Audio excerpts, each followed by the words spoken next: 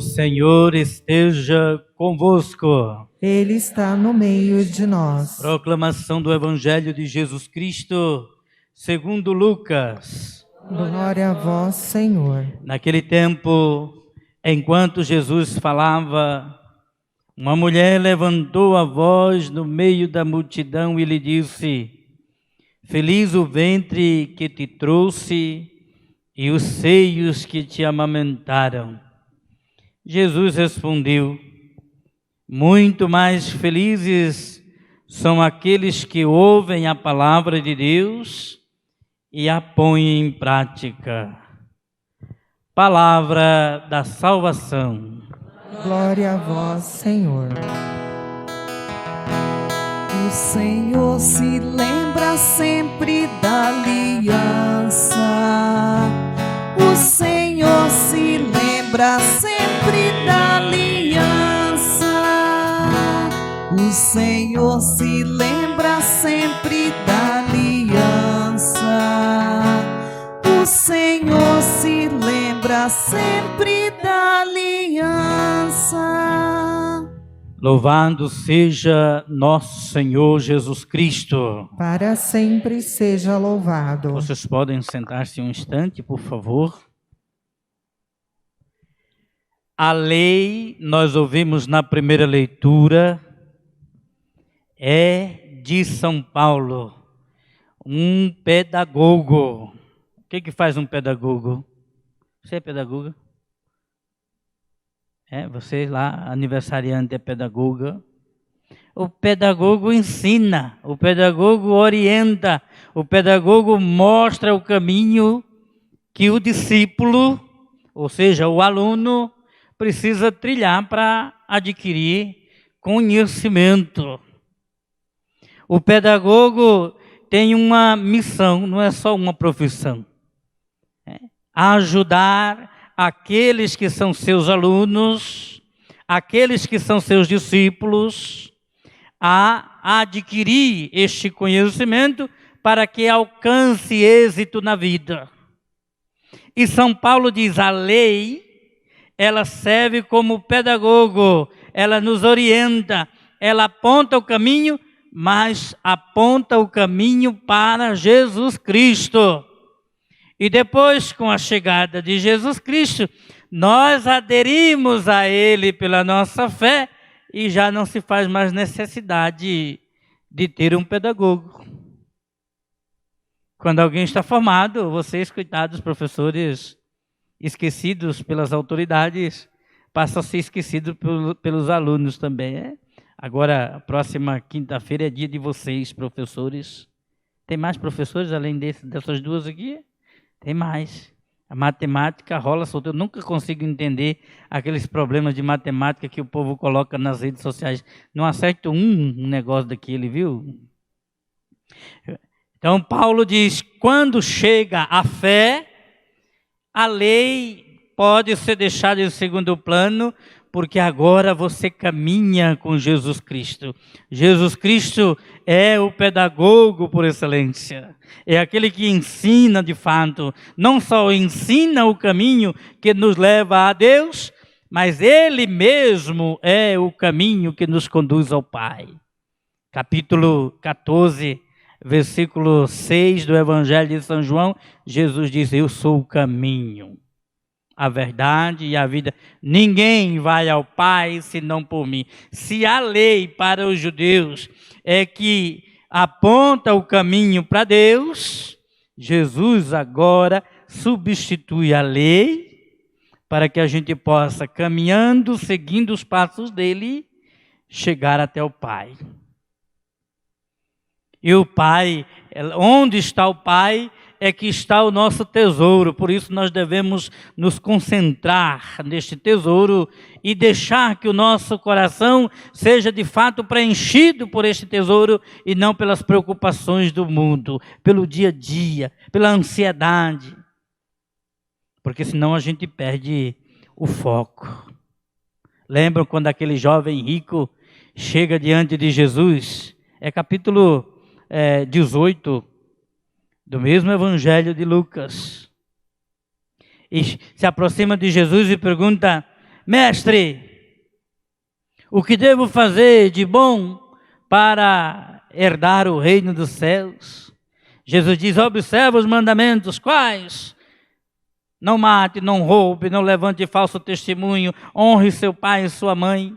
Eu faço isso desde a minha juventude. Jesus diz, uma coisa te falta. Vai, vende tudo o que você tem, dá o dinheiro aos pobres e você terá um tesouro no céu. Esse é o texto. Agora, se você quer receber este tesouro que está no céu, que é a plenitude da vida, que é a ressurreição e a vida eterna junto de Deus, me siga, diz Jesus. Me siga. Porque é Jesus que leva a gente até o Pai. Nós não sabemos o caminho. Depois Tomé diz exatamente isso. Nós não sabemos o caminho. Jesus diz, eu sou o caminho que leva você até o Pai. Então, deixa o pedagogo de lado, deixa a lei que ensinou o caminho que você deve percorrer para chegar a Deus e segue Jesus Cristo. Ele é o caminho que leva a gente até o Pai. Se você não segue Jesus Cristo, caminho, você dificilmente chegará até Deus. Não sei o que estou dizendo, é a palavra da liturgia de hoje. E São Paulo parece querer apontar para a comunidade dos Gálatas exatamente isso. Chegou a fé. Esqueça a lei. A lei serviu para alimentar a nossa fé. Agora que você tem, você deixa a lei, porque a lei engessa. É claro que nós, na condição de cidadãos, nós temos que observar também a lei dos homens, não é? Mas a lei de Deus, Jesus depois vai reduzir todos aqueles mandamentos que nós conhecemos, não é reduzir, mas resumir em dois: amor ao próximo e amor a Deus.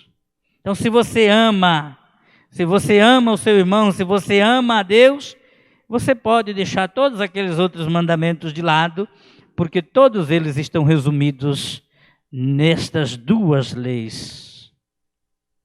A gente pode querer abandonar todas as outras, mas essas duas nós não podemos deixar de lado. Ninguém está dispensado de amar, mas não é um amorzinho com verniz, né? Que quando o sol bate, o verniz desaparece. Não é um amorzinho verniz que quando as dificuldades chegam a gente abandona. Que quando eu não suporto mais olhar para a cara, eu deixo de lado. Não é esse tipo de amor. É um amor à medida do amor de Deus por nós.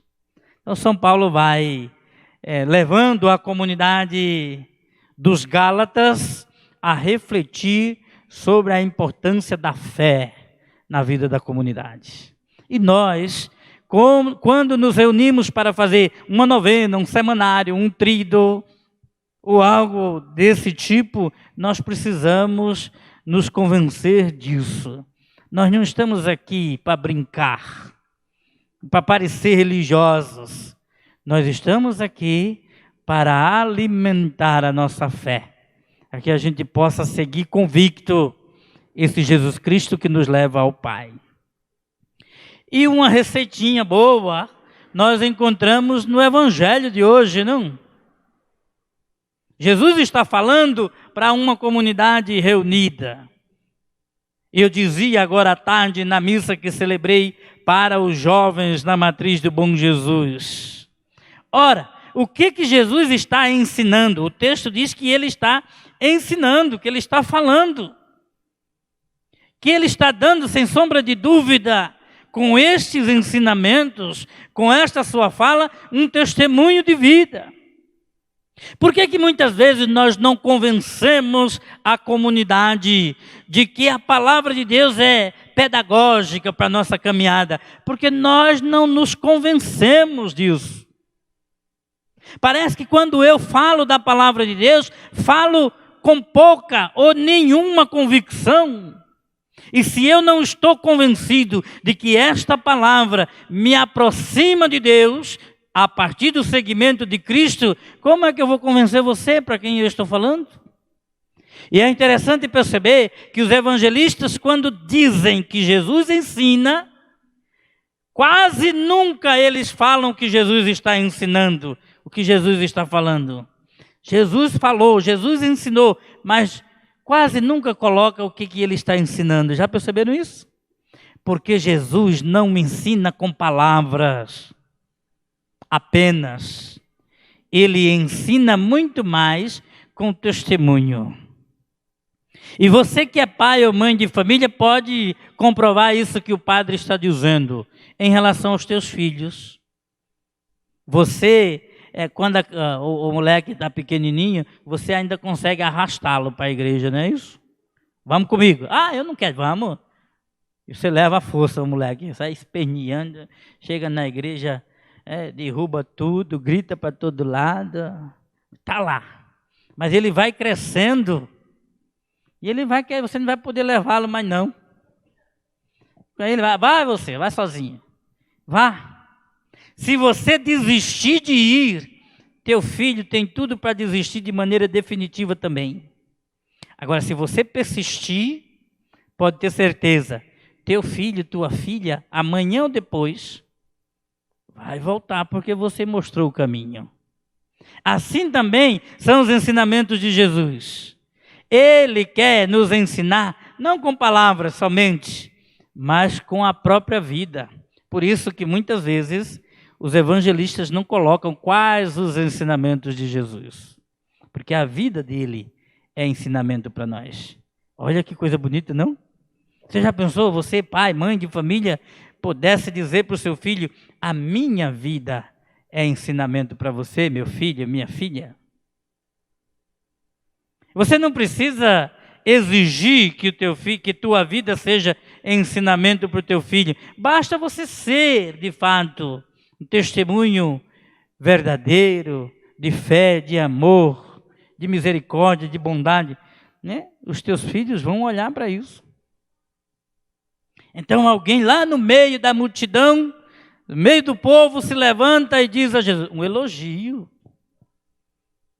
Jesus falava bem, né? Com convicção, estava certo do que falava. E alguém olha e diz, mas feliz é a mãe desse Jesus aí. Ah, lógico que Maria é feliz. Depois que eu sou padre, minha mãe ficou poucas vezes comigo, algumas vezes. Na cidade onde eu nasci, ela não é mais vista como a Dona Maria de Lourdes, mas como a mãe do padre. Ela perdeu a identidade, coitada. Ela fica toda sem graça, e eu também, que eu tenho medo da resposta dela, né? Quando alguém chega perto dela e diz, como é que é ser mãe de padre? Eu morro de medo disso. A qualquer hora eu escuto uma rebordosa dela, né? Ela diz, é a coisa pior do mundo, esse padre é insubordinado, não se comporta direito. Tenho medo. Faz um elogio à minha mãe. Ela deixou de ser a Dona Maria de Lourdes para ser a mãe do padre. Isso é bom para ela. Um dia eu citei para ela uma frase de Santo Agostinho que dizia que mãe de padre, Santo Agostinho dizia isso. Vocês têm alguma mãe de padre aqui? Mas ele dizia que mãe de padre tem lugar garantido no céu. Eu falei para ela, sabe o que ela disse para mim? Eu que não faço por merecer não, para ver se eu vou para o céu. E ela está certa. Santo Agostinho, Dom Bosco, foi um desses dois que falou isso. Falou a maior besteira do mundo. Não é porque eu sou padre que garanto a minha mãe a vida eterna, a plenitude da vida, a ressurreição, o céu. Eu vou garantir para mim e quero ajudar vocês. Eu posso ajudar minha mãe. Eu posso. É tanto que quando a mãe de padre morre, viu? Na hora de cruzar as mãos assim, sabe aquela faixa que amarraram as mãos da gente no dia da ordenação? Amarra na mão dela, da velha, para levar lá para o céu quando chegar. Põe lá na mão dela.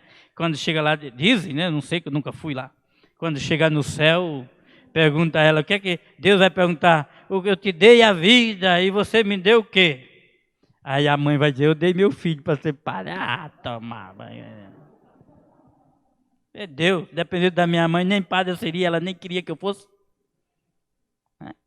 Mas aqui há um elogio à mãe de Jesus. Assim, de uma maneira indireta. Feliz é o ventre que te gerou. Olha, isso é um elogio grande.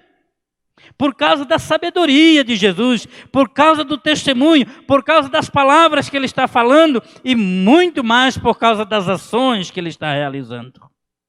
Então alguém olha para Jesus e diz, que mãe feliz, não é essa? De ter colocado no mundo um jovenzinho tão esperto, tão sabido, tão inteligente, tão feliz também. E Jesus diz, vem para cá.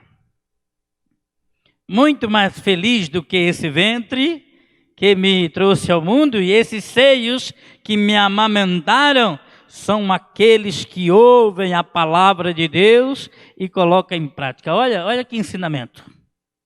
Agora para e pensa, há alguém no mundo que mais tenha escutado a palavra de Deus e colocado em prática do que Nossa Senhora? Quarta-feira, quando nós celebramos aqui a memória de Nossa Senhora do Rosário, qual foi o evangelho que nós proclamamos? Quando o anjo anunciou a Maria que ela conceberia e daria à luz um filho, ela questionou a razão daquilo tudo, como tudo ia acontecer, e quando entendeu o que foi que ela disse, eis aqui a serva do Senhor, faça-se em mim segundo a vossa palavra. Bem-aventurado é aquele que escuta a palavra do Senhor e põe em prática. E Maria, depois de ouvir o anúncio do anjo, a primeira coisa que ela fez foi socorrer a sua prima Isabel, de idade avançada, grávida nas montanhas. Ela correu para lá para ajudar.